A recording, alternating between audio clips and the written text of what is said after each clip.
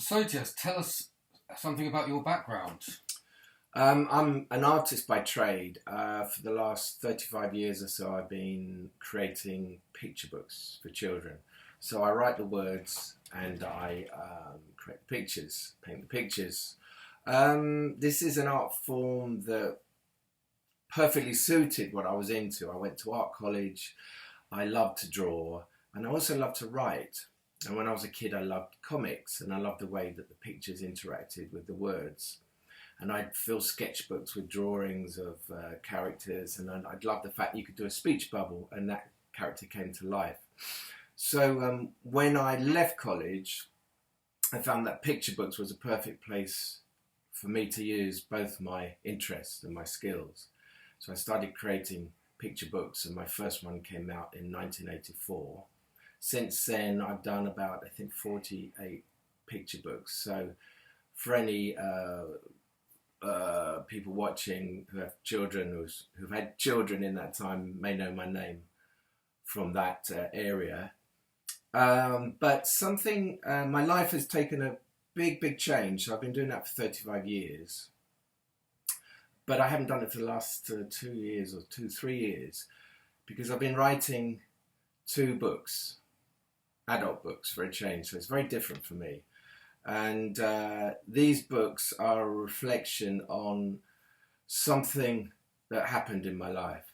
Now, all the time I was creating my picture books, there was a side of me that these picture books kind of helped, express. Because basically, when you're writing for children, young children, you're tuning into love, basically. I mean, beautiful beings who are kind of still open and free, and you're trying to make stories that are digestible for those young minds and easily understandable. And you're basically kind of you're showing them the aspects of the world. I write about subjects. I say write, I mean my picture books. There was a theme really of feeling, I think. It's like things would happen and how does the character feel? And it's a way for the mother or the father with the book and the child to introduce to them the idea of feeling, and it's okay to feel, and it's like you can be scared and you can feel safe, and so all these things. So it was a lovely job that expressed one side of myself. And like I said, it was really tuning into love. I feel I'm writing for the love of these kids, and I feel I'm writing from a place of love and openness and innocence in myself, because in order to write for children of that age, you've kind of got to be able to go to that place in yourself. You've got to be in that same kind of energy that they are. So that was lovely, and that was a lovely fulfillment. But there was another side of my life which doing that job obviously didn't allow me to express. And as a writer, obviously, I want to write for adults too, because there's a kind of enjoyment and fulfillment that comes from that, which obviously you can't get writing for children all the time. So what is it I wanted to express? Well, during the period, all of my life really, I've been on a kind of search really for certain answers. Many people find themselves in the same situation, I'm sure. The reason I was on that search is because when I was very young, when I was a teenager, I had openings. And now we talk about this in another video, so I won't go into it now. But these openings showed me that there was another way to live, another perspective on this life that wasn't governed by my personality. And these experiences, which continued into my 30s probably, basically showed me there was another way to live, and I wanted to find out what was the implications of those openings. What did they mean? What could I learn from them? And how could I find the place that they showed me? Because they showed me a place that was beautiful, peaceful, still, joyful, not things that were present in my everyday life all the time, of course. So there was this kind of quest, and the quest took me through many ups and downs, and I obviously, like most people, read a lot of books, and I went to certain teachers, and I had a journal, and I constantly write about, it was like a mirror reflecting back what I was feeling. Why did I feel bad then? What happened to make me feel bad? Where has it come from? I was reflecting back on what this personality was, basically, for all my life.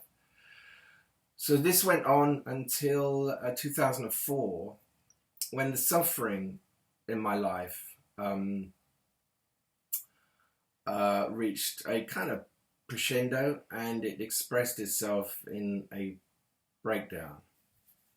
Which, so my life was going along here, and suddenly, bang, totally different. I wasn't really able to function. The Jez that knew how to operate in the world was basically gone. And I was a kind of, what's that expression, a kind of shell of my former self. So basically, as I see it now, the personality that I was living kind of lost its functionality. It's kind of shattered.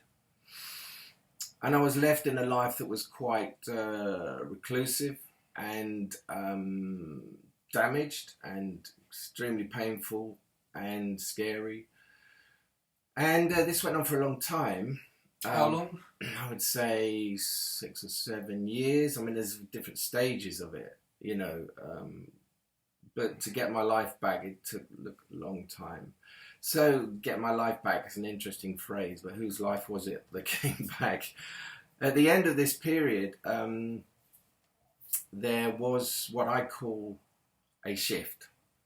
And a shift, for me, is when the identification with the personality that was seen through in those openings, that same personality that has governed and lived this life, is the identification with it has gone and dropped forever. So the opening is like a glimpse beyond the personality. There's also awakenings you can have, which are a kind of bigger glimpses. They might last days, weeks, even months. Very, very strong. But awakenings still end. And the personality is returned to with new information and new understandings about life, but still it's returned to. And a shift is when that link that we have to the personality, which is so strong, so embedded in us from our whole lives, has broken down. Not the personality is broken down. One can still function. One has a self. I'm functioning now. But the identification with that personality, the thinking that that is who I am, and all the beliefs and the emotions and the suffering and everything that's involved in that personality is broken. So that's the shift. And that happened for me, like I say, about 6 or 7 years after this breakdown.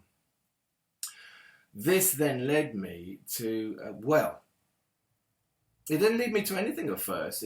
What happened was that my old job, I tried to pick up my life as it was before the breakdown, and it felt like it didn't quite fit. I felt like I was wearing someone else's clothes. So gradually I stepped back from that a bit. And one day, as you know, we're friends, and I shared with you. You saw me in the breakdown. You know how bad that was, and you've seen me all the way through it, and you saw me afterwards. And one day we were talking about these kind of subjects, and you said, "Maybe we should record this. This is quite interesting." And I was running a magazine at the time, so that was the idea was there would be perhaps an article for your magazine, or a series of conversations. Yeah. So we went for a walk and we recorded it, and it was interesting. And you know, this led in the end to us, well, to me thinking that there was a bit of chaos in that talk, because it was so. Subjects would come up left, right, and centre, and excuse me.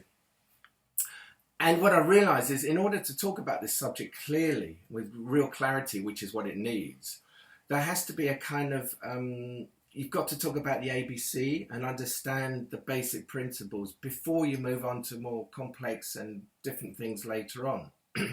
So what I felt very strongly was that if I was to do this with you, I have to like do it properly.